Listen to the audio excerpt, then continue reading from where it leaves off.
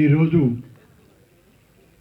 NUDA అధ్యక్ష ప్రమాణ స్వీకార మహోత్సవానికి ముఖ్య అతిథిగా విచ్చేసినటువంటి జిల్లా ఇన్ఛార్జి మంత్రివర్యులు శ్రీ ఫారూక్ గారు, మన జిల్లా ఇవాళ రాష్ట్ర నలుమూలల పట్టణాభివృద్ధి విషయంలో, అలాగే రాష్ట్ర రాజధాని విషయంలో ఒక స్పష్టమైన ఆలోచనతో రాష్ట్ర ముఖ్యమంత్రి శ్రీ చంద్రబాబు నాయుడు గారి ఆదేశాల మేరకు ఇవాళ పనిచేస్తూ నెల్లూరు నగరాభివృద్ధిలో కూడా తనదైన శైలిలో ముందుకు వెళ్తూ ఉన్నటువంటి పెద్దలు శ్రీ నారాయణ గారు, సోదరులు చంద్రమోహన్ రెడ్డి గారు, సోదరులు కృష్ణారెడ్డి గారు, సురేష్ గారు, సోదరి మాజీ పార్లమెంట్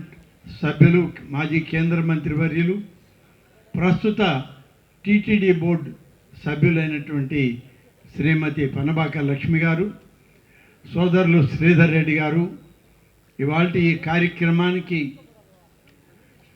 ప్రధానమైనటువంటి వ్యక్తి సోదరులు కోటమిరెడ్డి శ్రీనివాసులు రెడ్డి గారు, వేదిక మీద ఉన్నటువంటి పెద్దలు, వేదిక మీద ఉన్నటువంటి ఆహుతులకు, అలాగే మీడియా ప్రతినిధులకు ప్రతి ఒక్కరికి పేరు పేరున నేను ధన్యవాదాలు తెలియజేస్తున్నాను.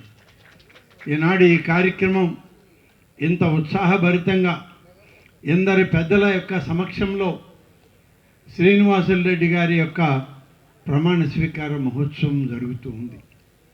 ఈ యొక్క మహోత్సవ కార్యక్రమం చూస్తే తప్పకుండా నెల్లూరు నగరం అంతకు అంతై అభివృద్ధి చెందుతుందనేటువంటి విశ్వాసం, నమ్మకం ప్రతి ఒక్కరికి కూడా ఉంది. అందరి సహకారం ఉంటుంది. తప్పకుండా దీన్ని అభివృద్ధి చేయాల్సిన అవసరం ఉంది. మీ అందరికీ తెలుసు, గతంలో మద్రాసు రాష్ట్రంలో ఉన్నటువంటి ఈ జిల్లా ఆంధ్ర రాష్ట్రమై, ఆంధ్రప్రదేశ్ అయి ఇవాళ మళ్ళీ విడిపోయిన ఆంధ్రప్రదేశ్గా ఏర్పడడం జరిగింది. ఇన్ని రకాల అవాంతరాల తర్వాత ఇవాళ స్వపరిపాలనతో, తెలుగుదేశం నాయకత్వంతో ఈ రాష్ట్రం అభివృద్ధి చెందాలి, మరింత పారిశ్రామికంగా అలాగే సంక్షేమ రంగంలో అభివృద్ధి చెందడానికి ఇవాళ చేసేటువంటి ప్రతి పనిలో తన యొక్క ఆలోచనతో శ్రీ చంద్రబాబు నాయుడు గారు, లోకేష్ గారు, ఇవాళ నారాయణ గారు వారు చేసేటువంటి కృషి మరి ఎనలేనటువంటిదని చెప్పి చెప్పాల్సిన అవసరం ఉంది. ముఖ్యంగా ఈరోజు ఈ కార్యక్రమం ఇంత పెద్ద ఎత్తున శ్రీనివాసులు రెడ్డి గారి ప్రమాణం జరగడం, దీనికి మరీ ముఖ్యంగా నందమూరి బాలకృష్ణ గారి ఆశీస్సులు ఇవ్వడం మనమందరం కూడా చెప్పుకోదగినటువంటి విషయం అని చెప్పి నేను మీకు మనవి చేస్తున్నాను. కార్యకర్తలకి తెలుగుదేశం పార్టీలో సరైనటువంటి స్థానం ఉంటుంది. ఎప్పటికీ కార్యకర్తలే తెలుగుదేశం పార్టీకి అండగా ఉంటారు అనేటువంటి దానిలో వేరే అభిప్రాయం ఎవరికీ లేదు. అయితే ఇవాళ నెల్లూరు నగరం 2వ దఫా అర్బన్ డెవలప్మెంట్ అథారిటీకి చైర్మన్ అయినటువంటి శ్రీనివాసులు రెడ్డి గారికి ఒక్కటే మనవి చేస్తా ఉన్నాం. ఇది విపరీతంగా పెరుగుతూ ఉన్నటువంటి నగరం. ఇది అనేక మంది పెద్దలు మున్సిపాలిటీ దగ్గర నుంచి ఇవాళ కార్పొరేషన్ వరకు అనేక మంది అనేక రకాలుగా దీన్ని అభివృద్ధి చేయడానికి ఒక ప్రయత్నం, ఒక ఆలోచన, ఒక యాక్షన్ ప్లాన్ తీసుకోవడం జరిగింది. ఇవాళ నారాయణ గారి నాయకత్వంలో దీని మాస్టర్ ప్లాన్ ఉంది. ఆ మాస్టర్ ప్లాన్ని కరెక్ట్గా డిజైన్ చేసుకొని మరింత వేగవంతంగా నెల్లూరు నగరాన్ని ఇవాళ ధీటుగా మనం దీన్ని తయారు చేసుకోవాల్సిన అవసరం ఉంది. ఎందుకంటే ఇది చెన్నై మహానగరానికి దగ్గరలో ఉన్నటువంటి నగరం. ఇది ఇంత దగ్గరలో ఉన్నటువంటి కోస్తా తీరంలోని నగరం మరింత అభివృద్ధి చెందితే మన ప్రాంత వాసులకు కానీ, ఈ ప్రాంతంలో ఈ జిల్లాలో ఉన్నటువంటి అనేక లక్షలాది కుటుంబాలకి పట్టణీకరణలో భాగస్వాములయ్యే అవకాశం ఉంటుంది. విద్యారంగంలో కానీ అలాగే పారిశ్రామిక రంగంలో కానీ మనకి ప్రాధాన్యత ఎక్కువగా ఉంటుందని చెప్పి నేను ఈ సందర్భంగా తెలియజేస్తా ఉన్నాను. నేను శ్రీనివాస్ మన్లో బీఆర్ కాలేజీ పాలిటిక్స్ చూస్తుంటే ఆయన సర్వోదయ కాలేజీ పాలిటిక్స్ చూసేవాడు. అదేవిధంగా రాజకీయాల్లో కూడా పోరాటాలతోనే కొనసాగించాడు. బాలకృష్ణ గారికి ఈయన వాళ్ళ సొంత సోదరుల కంటే ఈయన ముఖ్యం. కోటమిరెడ్డి బాలయ్య ఆయన కోటమిరెడ్డి శ్రీనివాసరెడ్డి కంటే. అది ఎందుకనే అటాచ్మెంట్ ఆశ్చర్యం. సరే, ఈరోజు second time Noida chairman Srinivasa Reddy గారు బాధ్యతలు స్వీకరిస్తున్నారు. నేనేమంటానంటే మనకి అర్బన్ డెవలప్మెంట్ మినిస్టర్ నారాయణ గారు, ఆయనకి పని పని పని బాబు గారు కంటే ఇంకో 2-3 గంటలు ఎక్కువ పనిచేస్తాడు. నేనేమంటానంటే NUDA Nellore urban development authority ఎంతసేపు నెల్లూరు రూరల్ కాదు, 8 నియోజకవర్గాలు. అందుకని నుడాను వదిలిపెట్టి ఎండుడాను ఏదో మార్చండి, Nellore district urban development authority కింద మార్చమని చెప్పి తెలియజేస్తుంది.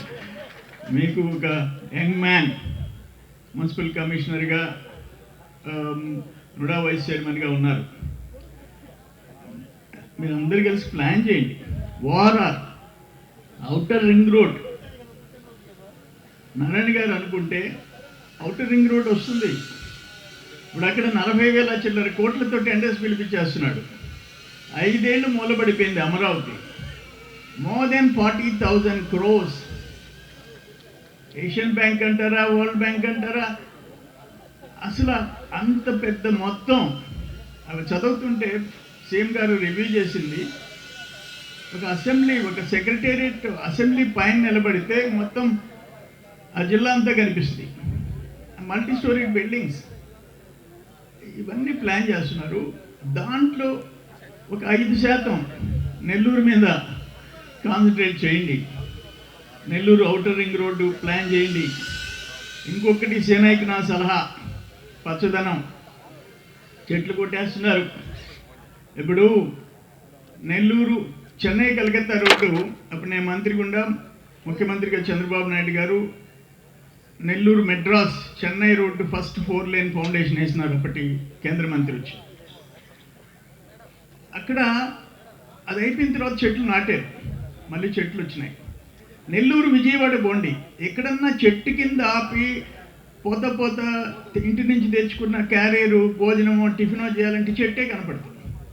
నెల్లూరు నుంచి విజయవాడ వరకు ఇప్పుడు ఆ పరిస్థితులు ఉన్నాయి. నెల్లూరు నుంచి నేను అల్లీపురం పోతుంటే ఆ రోడ్డు వైడన్ చేయించాము, నేనే శాంక్షన్ చేయించా, ఒక్క చెట్టు కనపడదు. ఎందుకు చెట్లు నాటము అని అడుగుతుండా.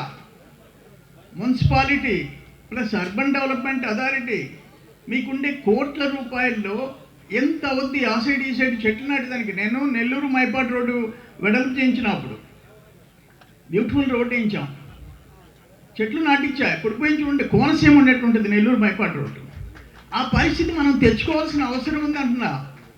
దానికేం 1000 కోట్లు బడ్జెట్ అవసరం లేదు, మనం దృష్టి పెట్టాల్సిన అవసరం ఉంది. అట్లే ఇంకొకటి ఓపెన్ స్పేస్, పిల్లకాయలు ఆడుకునేదానికి ఒక క్రికెట్ బ్యాట్ తీసుకుపోయి ఆడుకునేదానికి లేఅవుట్లు వేస్తే మీరు కోట్లు సంపాదించండి, 100 కోట్లు సంపాదించండి. కానీ ఆ 10% వదిలిని అమ్మేస్తారా? ఎంత దుర్మార్గం! Open space ఉండనీరా? నుడా వచ్చిన తర్వాత సరే, అంతకుముందు ఏదో పంచాయతీ లేఅవుట్లు ఓకే, ఇప్పుడు ఎందుకు 10% మనం కాపాడుకోలేకపోతున్నాం?